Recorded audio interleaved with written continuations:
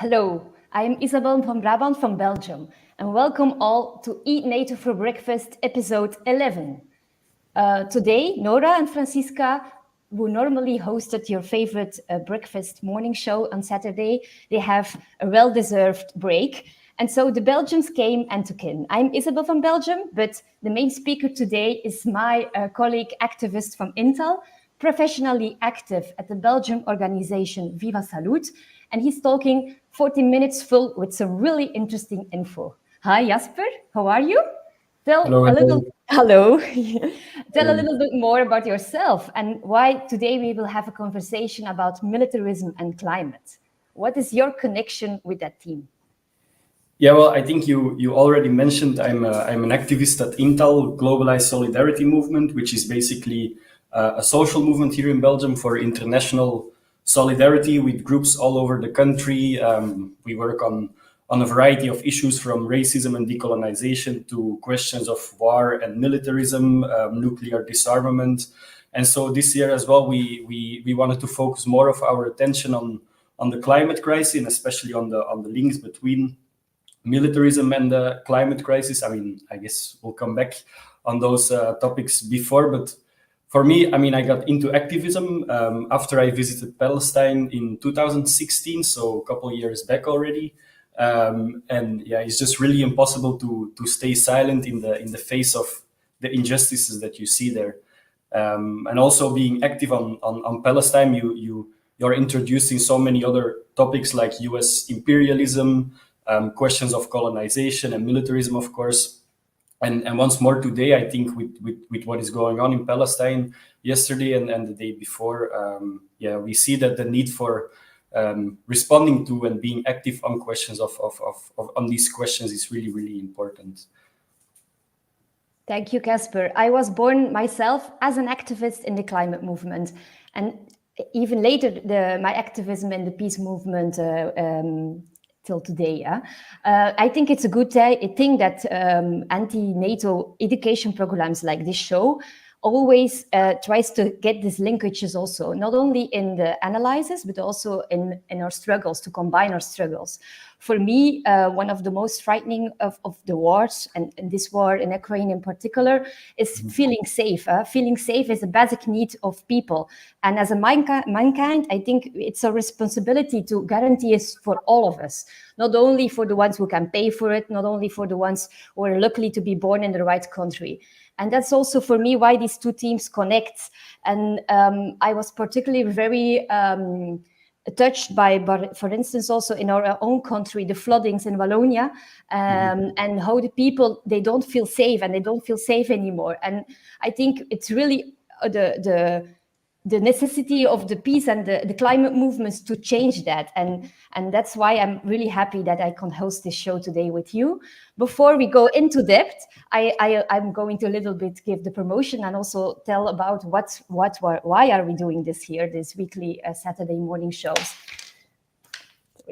And I want to remind the people that we are doing these shows because we're in an international process towards a peace summit in Madrid. Why? Because there is a NATO summit coming up the end of June, and we want to mobilize against it. You can find all this information about why we're doing it.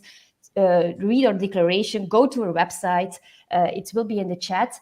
And you can also go to the art tab. There we have an amazing call to also produce comics and posters, because we think it's important to do the alliance with the cultural sector too. And also very important, this is the 11th episode, but there was a lot of episodes last week. They're really interesting to watch. So I invite you to look at them all, have a croissant and a coffee, spend your sunny holiday looking at these amazing episodes and share them with your friends. So let's talk firstly about this huge climate crisis. Last week, the International Panel on Climate Change published another report on climate change and global warming. What did it say? And are we on the right track? Yeah, indeed. So last week, the IPCC published another report. It was the final one in a series of 3 different reports. The first one on the science of climate change, the second one on the impacts of climate change, and then the third one on the mitigation of climate change. So how are we gonna deal with it? Now, I don't want to discuss the report in full detail because it would bring us too far, but it's probably good to mention some of the highlights or the most important conclusions of the report, so that we understand where we are exactly with our society, with our planet, in the face of this huge potential disaster. I mean, so first of all, we actually see that yearly CO2 emissions, so greenhouse gas emissions, are still going up for every type of greenhouse gas, and they remain higher than ever. I mean, some progress has been made since 2014, so the last couple of years. This means that we are not set for like the worst case scenario of a 4 or 5 degree increase in temperatures on the planet by the end of this century. But in general, the changes are just going way too slow, and we are probably set for a rise in temperature at the moment of around 3 Celsius degrees. And this is really, really dangerous, of course, because many of the consequences of climate change, they will become irreversible over time, with the melting ice caps, for example, rising sea levels, acidic oceans, and so on and so forth. And as emissions increase, the impacts of climate disruption will continue to get stronger and stronger and stronger. So with more extreme weather events like we already see, you mentioned the floodings in Wallonia last summer, with crop failure, mass displacement. And the thing is that we're not talking about something far away in the future.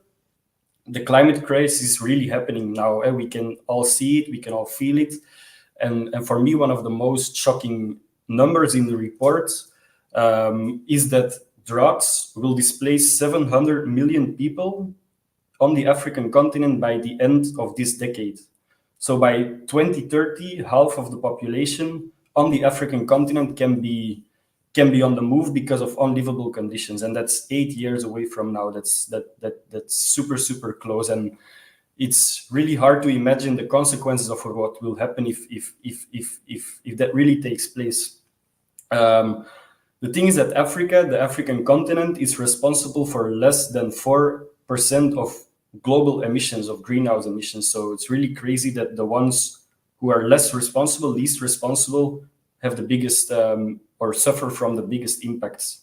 Now, the IPCC report, it also gave us a hint of what we should be doing now. The easy answer really is stop burning fossil fuels. So we should stop using coal, oil, and gas. But I read in a report of the International Renewable Energy Agency that in 2020, around 70% of all energy subsidies was going to fossil fuels in the world. Only 20% of subsidies from governments in energy were going to renewable energies. So governments are still wasting money basically on things that are really driving the planet or making the planet unlivable. Governments are just not doing enough. Yeah. You already shortly touched upon it. The climate crisis hits the most vulnerable groups in the world first and hardest. But what do you exactly mean by that?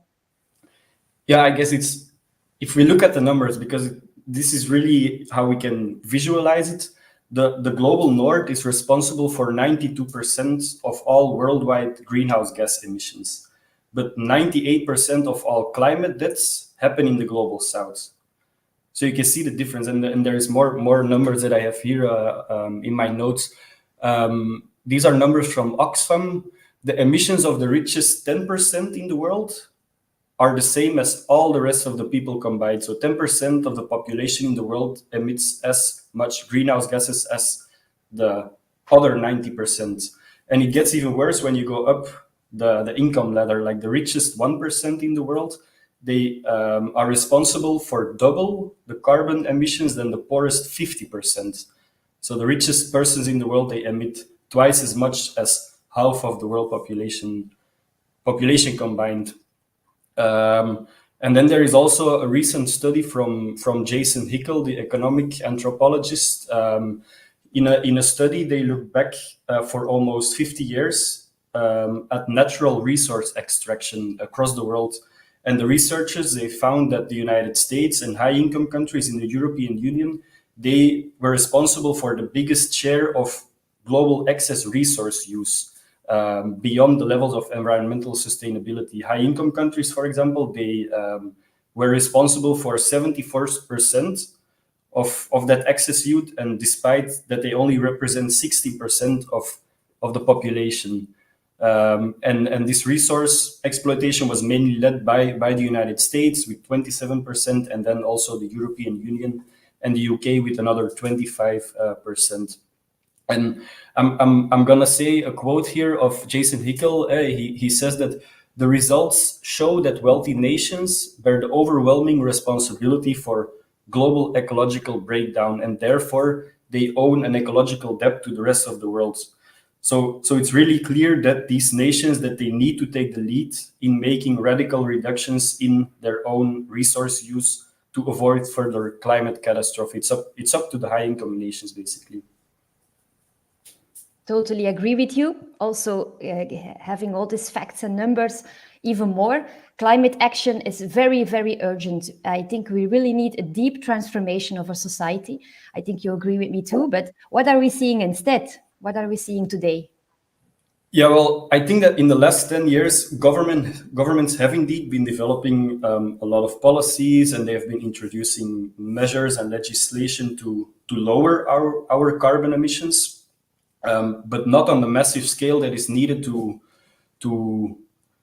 avert climate catastrophe, and usually also with rather defective or wrong objectives, I would say. On the one hand, we have seen a lot of finger pointing, blaming of individual people for the lack of climate action. And I have a very good example, I think, from Belgium. Last week, the government called on its citizens to use a microwave to cook instead of using gas cookers, to drive much slower on the highway, and also to put the temperatures in their houses lower when it's still cold. And these measures, they are being sold as some sort of solidarity to the people in Ukraine.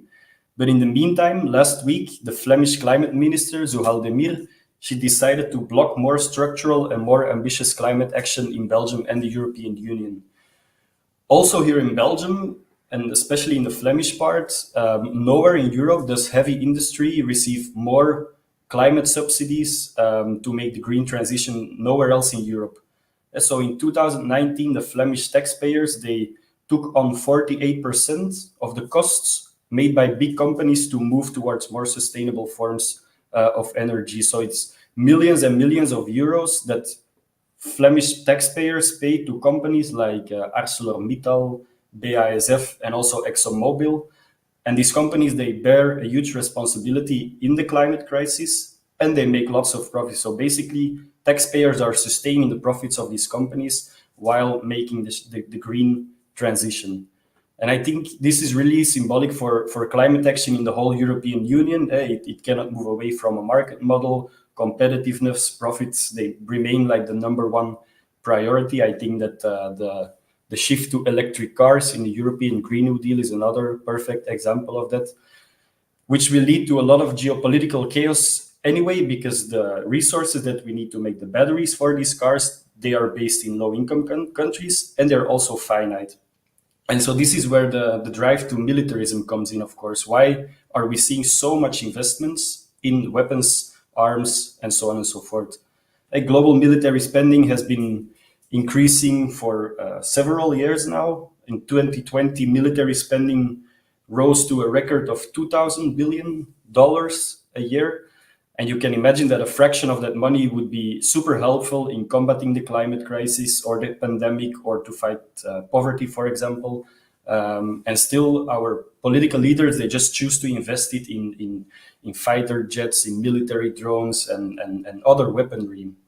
And it's probably useful to mention that the United States is the biggest military spender in the world, and it spends $778 billion in 2020, which is as much as the other 10 countries combined that are the next 10 biggest spenders on military activities. So this is pretty crazy, if you ask me. Also, for nuclear weapon system, major powers are still pumping so much money in into developing and investing in nuclear weapons. In 2020, the 9 nuclear powers, they spent $72.6 billion on nuclear weapons, which was more than the year before. And in 2021, it went up even more. There are still more than 13,000 nuclear weapons in the world. And also in Belgium, we have a couple of them. American nuclear bombs, they will be replaced with new bombs, which will be way more dangerous, modern, and so forth. But so we have a lot of work on our plate, I would say. Indeed. And of course, today we are all concerned and also very active in the peace movement and peace protest against the war in Ukraine. And what about the effects of this war on the rising militarism politics? Yeah, the numbers that I just talked about, they were from before the war in Ukraine. But all of us have seen, of course, that the Russian invasion has led to massive budget increases in defense spending, and this will not lead to de-escalation or peace, as some claim, but to more militarism and a very dangerous arms race with the potential of nuclear war in the end. Yesterday, CIA boss William Burns, he said during a speech that a nuclear threat, that it should not be taken lightly, given Putin's potential desperation. The CIA boss also said that President Biden is concerned about avoiding a third world war with the potential use of nuclear weapons. But at the same time, also this week, we saw that the United States promised to send more weaponry, more weapons to Ukraine for 800 million euros. And for the first time, also heavy artillery, which really is the beginning of a new phase in the war, I would say. And that's it for the USA, but we see it in other countries as well. European armament and militarization have gained momentum. There are immense budget increases without any significant debate. In Belgium, for example, a total of more than 20 billion euros in military investment has been committed over 5 years. The same in Germany.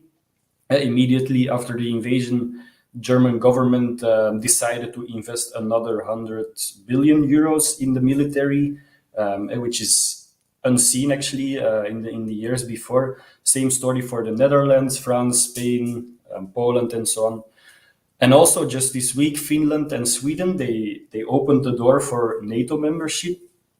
Both countries have a neutral status at the moment, which means that they are not part of any military alliance. But now Finland applied for membership and Sweden will probably follow in June. So we have to wonder, will this really make Europe safer? Will it make Russia feel safer? And what are the consequences for militarism in Europe?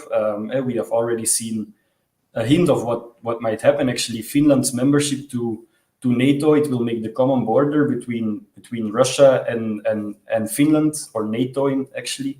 It will make it way longer, and it will also give NATO the opportunity to have ships on the coast of Russia, basically at 120 kilometers from St. Petersburg, which is the second biggest city in Russia.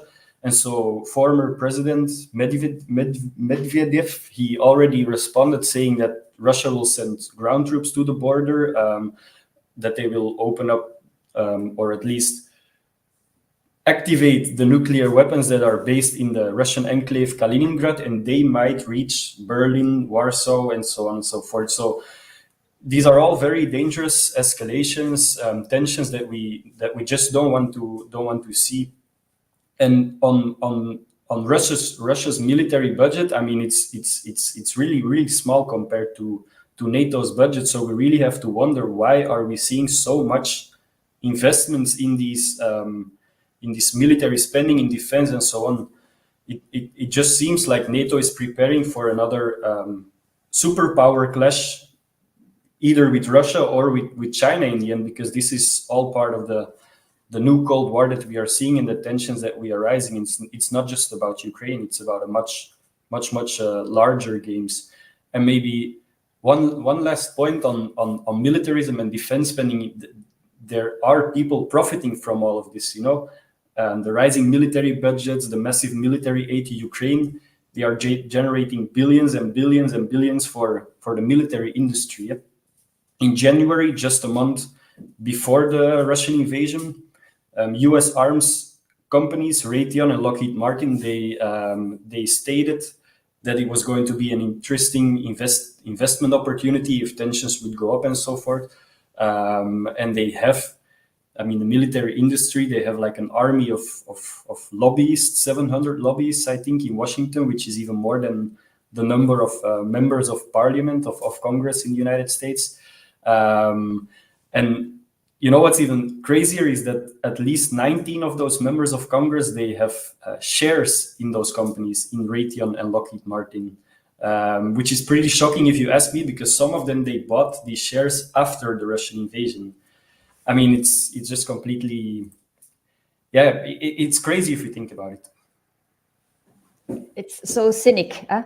Mm-hmm. I laugh with it, but it's not nothing to laugh about, really. And I think you're right on saying also that everyone is looking at Ukraine now, but we have also the militarization of the whole South China Sea. No one's looking at it now, but it's happening in the whole world. It's not only in Europe.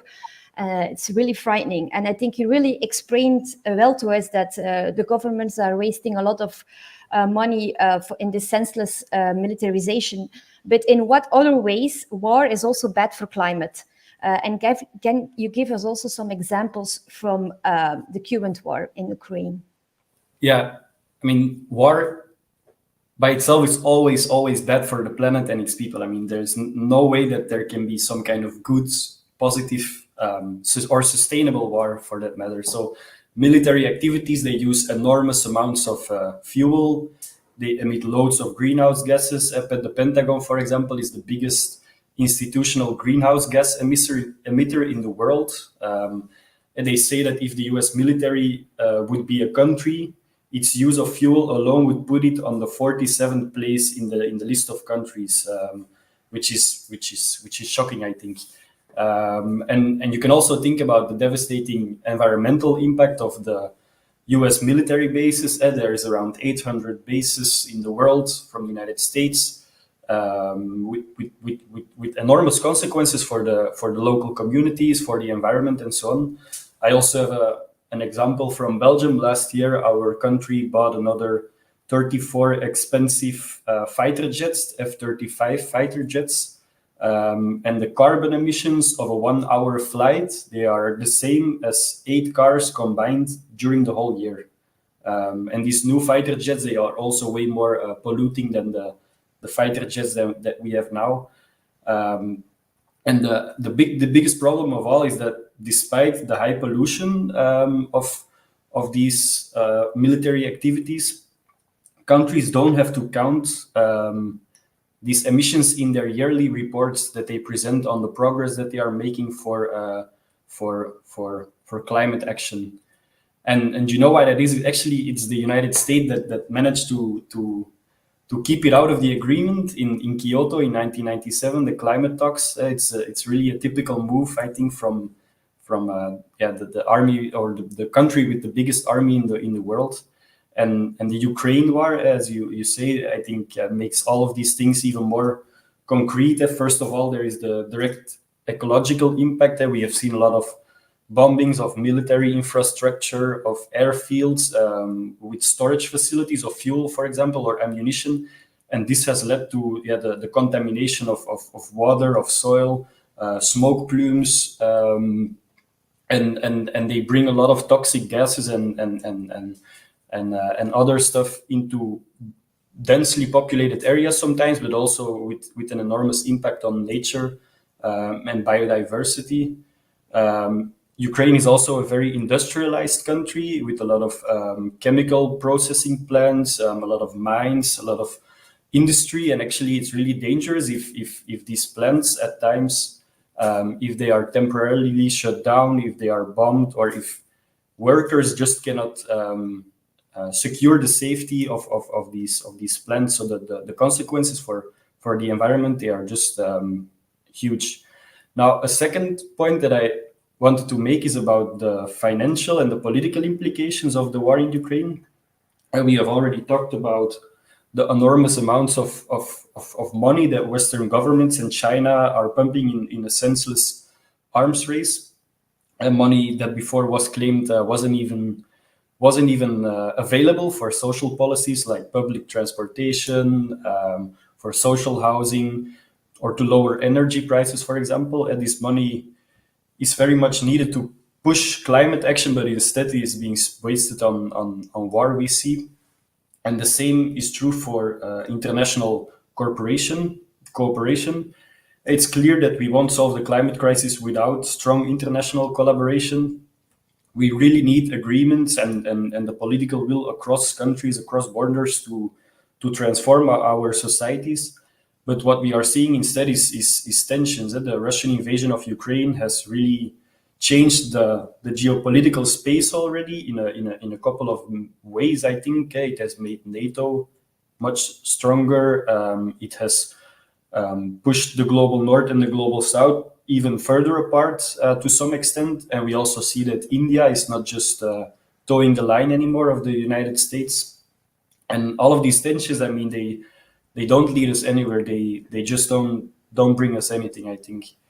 And then a third point on the political implications of the Ukraine war is that I don't know if you noticed, but at the end of February, right after the Russian invasion, the second to last IPCC report was published, and it almost got no media attention at all. So it really just ended up as a side note on the news. So you wonder what does it mean for the most important publication on the climate crisis if it is being ignored by the media, by the political establishment. And when there is a war ongoing, we just see that they don't care. They prefer to focus their attention on war and on militarism, and they just don't pay attention at all. I think it's very important you mention it. It looks like a good slogan, but it's true. Like, we really need a world of peace to combat climate change. I think we really need to be the international cooperation between all of the countries of the world.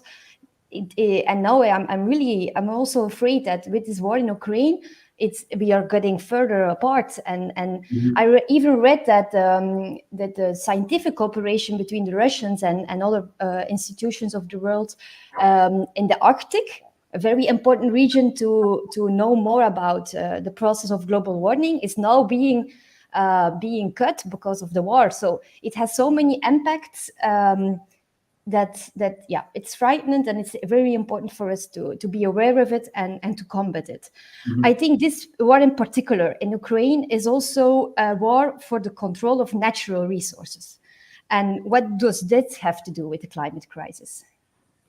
Yeah, well, the question of energy and of gas in particular, I think, is really central to this whole war. As everyone probably knows by now, Europe is heavily dependent on gas from Russia. Around 35%, I think, of all imports in the EU come from Russia. For Germany, it goes up to even 40%. And in the last couple of years, Germany and Russia, they had been building a new pipeline to facilitate gas deliveries to Germany, to make it cheaper and to make it easier to bring gas to Germany. And the pipeline was called Nord Stream 2. Now, the Americans had always been quite skeptical of this project, of this new pipeline, because it would bring the Germans and the Russians closer to each other, and the Americans would lose some kind of control or influence over Europe. So you can probably imagine what happened when Russia invaded Ukraine. I mean, the project was cancelled, and it's probably not going to come back anytime soon. And some analysts, they even say that this is one of the biggest explanations for why the United States never really put any effort into de-escalating the conflict in the last couple of months. I mean, Germany will have to go look for alternatives now to secure its energy imports. And where do you think that they will go ask for help? I mean, in the United States, of course, and there's also some talk of Qatar. Instead of spending or expanding renewable energy in Germany, the Chancellor, Olaf Scholz, already signed some contracts to build new liquid natural gas terminals on the coast of Germany to really import the LNG, the liquid natural gas, from the United States. And so the crazy thing about it is that this LNG gas, or liquid natural gas, is produced with fracking, which is a very polluting process. It consumes way more greenhouse gases. And the gas from the United States is also way more expensive than the one from Russia. So it's the working people, the normal people, regular people, as we are already seeing now, that will face the consequences or bear the consequences of this war. And I found a quote from a German activist at the Fridays for Future climate protests a couple of weeks ago. And this person, she criticized the German plans, and she said the following: "If you have to travel to Qatar to get away from Putin's gas, you have a systemic problem. In either case, we finance opponents of democracy and increase the risk of climate collapse." I guess it sums up very well the problems that we are facing here. Thank you, Jasper. I want to tell you about yesterday evening in primetime television time in Belgium. There was an amazing interview with, for us well known, but not for a lot of Belgians, the intellectual Noam Chomsky. I was a little bit blown away because he is also very calm and also always to the point. But the journalist asked the question, if I would meet him once, Noam Chomsky, in the coming months, I would ask him the same. And he asked, are you still afraid that this escalation, that this conflict could grow towards a nuclear confrontation? And Chomsky answered very, very seriously that we are really very close. You also mentioned the warning of the CIA boss. He says also that every specialist on the topic is talking about it, and that we need to take it very seriously. And I think it's one of the most frightening aspects for me personally in this war. Such a strong sentiment is coming up, the threat of a nuclear war. What does it mean? And also, it's also like the destruction of the mankind and the planet. So we are talking about, it's almost, you can paralyze, or you can neglect it. But I think it's very important for us as peace activists to raise awareness about it. So can you tell me more about this threat of a nuclear war? Yeah, I mean, to be really honest, I think the situation is getting really, really terrifying. As you say, the CIA boss is warning for potential nuclear clashes. Also, the Ukrainian President Zelensky and all experts on the topic, they say that there is a potential that these weapons might be used. I mean, why don't we take these warnings more seriously? We're really talking, as you say, about the existence of life on our planet here. So just to give you an example of the potential consequences of nuclear war, you know that the power of an explosion, that it is expressed in TNT. And if you have 1 kilogram of TNT, you can actually blow up a car. Now, the bombs that were dropped on Hiroshima and Nagasaki, they had a force of 15,000 tons of TNT. The weapons, the nuclear bombs that we have stored in Belgium, they have a force of 170,000 tons of TNT, which are 10 times more stronger than the bombs that were used on Hiroshima and Nagasaki. Now, in a nuclear attack, it's usually not the bomb itself or the impact of the bomb itself that causes the most deaths. It's firestorms that develop as a consequence of the blast of the nuclear bomb. And these firestorms, they can spread out to 200 square kilometers around the impact of the bomb. And it's actually these fires that cause the most deaths, and they are the origin of a lot of dust and smoke that is being put into the stratosphere, and it blocks the sun from reaching the earth. And so a nuclear war with firestorms in around 100 cities, which would be the case if there is an all-out nuclear war, it would block up to 70% of the solar energy reaching the earth.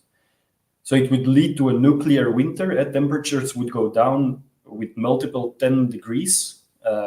And it would end all harvests on Earth, and only a few people would probably manage to survive in places on Earth. Now, even if there is a small nuclear conflict between India and Pakistan, the impact as well would still be enormous. The temperatures would go down with 2 to 5 degrees, which would lead to crop failure, and it would lead to the deaths of millions and millions, even billions of people, just because of hunger and the lack of food. So, I mean, it's really, really crucial that we prevent this from happening, or it's just done and over with. Yeah, and I'm also, when we hear something about it, like in the newspapers, and sometimes then they try to make us afraid, and they say buy your bunker, and so they are not doing serious about it, and then you only raise getting people afraid, but you don't raise awareness and how we can combat it. So I think it's really important what you explained to us today. And hearing all of this, of course, the question who pops out is, what can we do as peace movement, as peace activists, to change the situation? It's like the typical ending question of a show. Hopefully we are soon in a possibility to have a real show about finding solutions. But I think we need to really discuss about what are our strategies or priorities, and why the climate movement needs the peace movement, and vice versa. Yeah, it's probably the biggest question, the most difficult question as well, I guess. But so to summarize, it's absolutely crucial that we limit the rise in temperatures on our planet to 1.5 degrees Celsius. And to do so, greenhouse gas emissions have to go down significantly by the end of this decade, so by 2030. And it's clear that we will not succeed in doing so with more military investments, with a new Cold War. And it's pretty clear that the vision of Washington, NATO, that they don't go together with the global cooperation that we need to stop climate catastrophe. We don't need wars, we need peace. We need an active peace policy which can bring countries together to talk about the common challenges that we face as humanity. There will be no way that we address the climate crisis, I think, if we keep fighting wars and if we keep spending money on militarism. And so the climate movement really needs to come to terms with this in the first place, with this fact.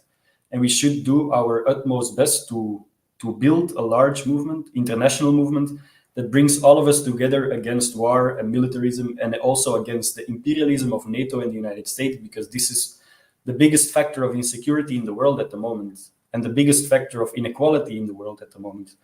Now, maybe just to list some priorities, I guess I already talked about this point, but the CO2 emissions of military activities, they really should be a part of the yearly climate reports of governments.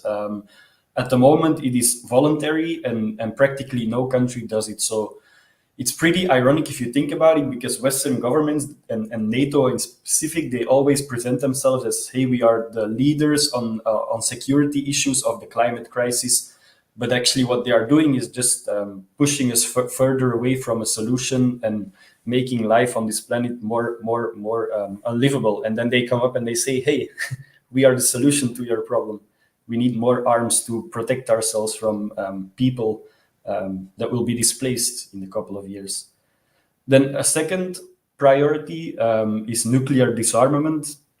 As I said, there are still more than 13,000 nuclear weapons in the world. We really need them to get off or get them out of our planet as soon as possible. People who insist on using the threat of using nuclear arms, I think they are just lunatics. They are crazy. They are just playing with life on our planet. And last year in 2021, in January, the Treaty on the Prohibition of Nuclear Weapons was entered into force after years of organizing by the peace movement and the international campaign to abolish nuclear weapons. And the treaty prohibits nations from developing and processing and using nuclear weapons, and also prohibits nations or countries to store nuclear weapons on their territory.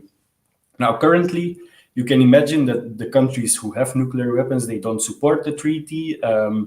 At the moment, 86 countries in the world support the treaty. There is another 60 parties to the treaty. Most of them our global south countries. And I think that this treaty is actually a very concrete campaign or rallying point for the peace movement and the climate movement to make links and to organize together on this issue. The Belgian government, for example, it announced its intention to explore, how do they say, the positive consequences of Belgium joining the ban treaty.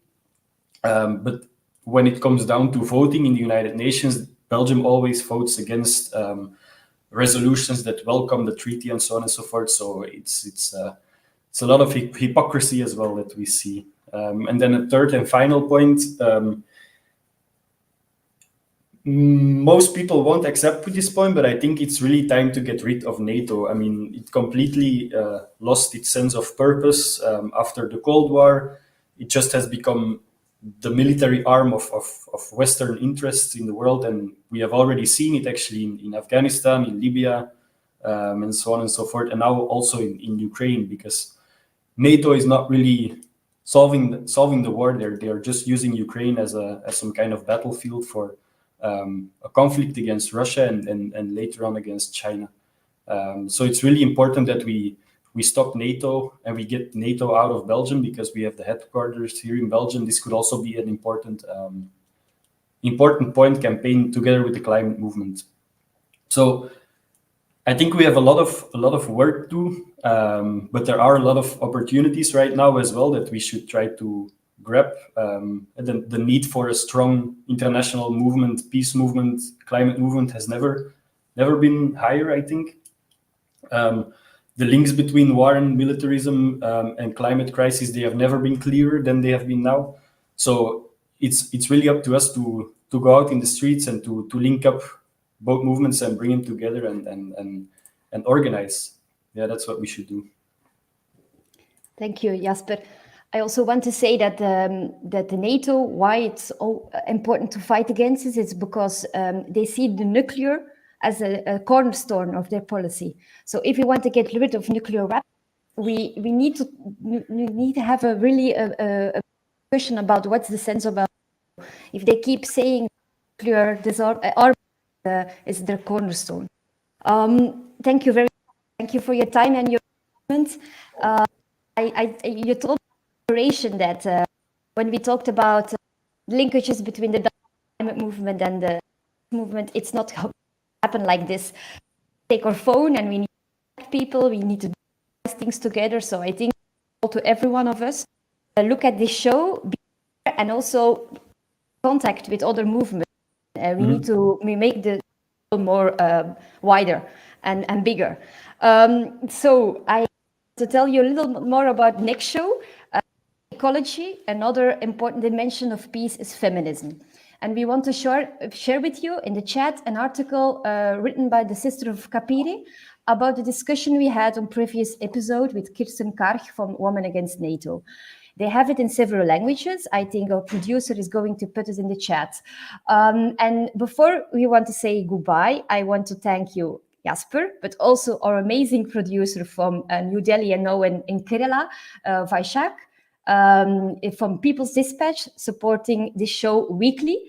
Next week, you will have Franti and Nora again, talking with Yildiz Timur Tukarn from the World March of Women about the struggle against transnational corporations and the industry of wars and borders. Don't miss it and see you next week. Bye-bye. Bye-bye. Thank you, Isabel.